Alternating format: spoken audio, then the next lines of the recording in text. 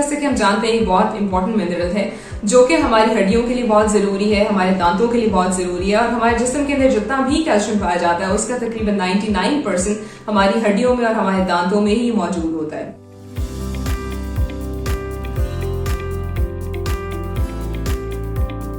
Calcium की एक खास परसेंटेज जो है खून में उसका होना भी बहुत इंपॉर्टेंट है ताकि जिस्म के अंदर वो मुख्तलिफ और फंक्शंस जो है वो परफॉर्म कर सके। कैल्शियम जैसे मैंने बताया कि दांतों और बोन्स के लिए बहुत इंपॉर्टेंट है।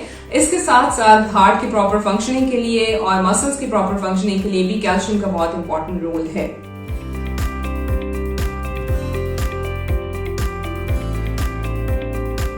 जब हम इसकी सोर्सेज की बात करते हैं तो हमें पता है कि दूध is a very good source of calcium. सबसे अच्छा जो कैल्शियम हमें मिल जाता है वो दूध से मिल जाता है, लेकिन कई लोग ऐसे होते हैं जिनको दूध से इंटॉलरेंस होती है, जिसको हम लैक्टोज इंटॉलरेंस कहते हैं, कि वो दूध का इस्तेमाल नहीं कर सकते।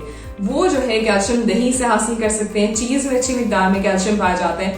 जब हम एनिमल फूड के अलावा बात करते हैं, मतलब दूध दही के अलावा बात करते हैं, तो हमारे पास नट्स आ जाते हैं जिसके अंदर आलमंड्स जो हैं, आलमंड्स के तकरीबन 1 आउंस में हमें 8% तक जो हमारी डेली की रिक्वायरमेंट होती है कैल्शियम की वो पूरी हो जाती है। इसके साथ साथ नट्स के अलावा जब हम सीड्स की बात करते हैं तो पॉपी सीड्स बहुत अच्छा सोर्स है, सेसमे सीड्स बहुत अच्छा सोर्स है, तिल जिनको कहा जाता है। इसी तरह से जो आजकल चिया सीड्स बहुत ज्यादा न्यूट्रिशनिस्ट रिकमेंड कर रही है वेट रिडक्शन के लिए, उसके अंदर भी अच्छी मिकदार में कैल्शियम मौजूद होता है। सब्जियों के ऊपर आते हैं तो ग्रीन लीफ वेजिटेबल्स जो है वो उनसे हमें अच्छी मिकदार में कैल्शियम मिल जाता है, लेकिन ग्रीन लीफ वेजिटेबल्स के अंदर एक ऑक्सलेट, एक ऐसा कंपाउंड पाया जाता है जिसकी मौजूदगी की वजह से कैल्शियम की एब्जॉर्प्शन बॉडी में प्रॉपर नहीं होती।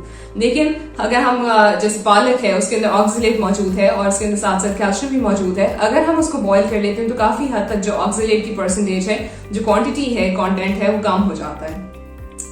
सब्जियों के अलावा अगर हम बात करते हैं तो बहुत सारी मछलियों के अंदर भी जो है वो कैल्शियम पाया जाता है। वे प्रोटीन जो कि अक्सर बॉडी बिल्डर्स हम सुनते हैं कि वजन बढ़ाने के लिए, मसल्स बनाने के लिए इस्तेमाल करते हैं, वे प्रोटीन में अच्छी मिकदार में कैल्शियम पाया जाता है। और बहुत चीजें ऐसी हैं जिनको कैल्शियम से फोर्टिफाई भी किया जाता है। समटाइम्स जूसेस होते हैं, ऑरेंज जूस हो गया, या बहुत सारे इस तरह के सीरियल्स हैं जिनको कैल्शियम से फोर्टिफिकेशन की जाती है।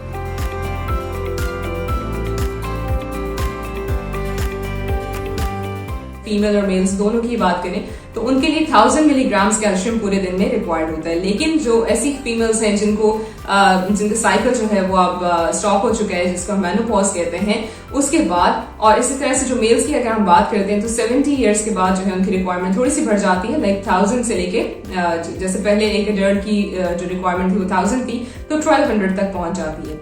तो हम ये कह सकते हैं कि मेनोपॉज के बाद फीमेल्स के लिए और इसी तरह से जो एल्डरली पॉपुलेशन है उसके लिए कैल्शियम की रिक्वायरमेंट ज्यादा है। जो बच्चों की बात करते हैं तो जाहिर उन्होंने ग्रो करना होता है, उनके लिए कैल्शियम की रिक्वायरमेंट सबसे ज्यादा होती है। 1300 मिलीग्राम तक बच्चों के लिए कैल्शियम रिक्वायर्ड होता है पर डे।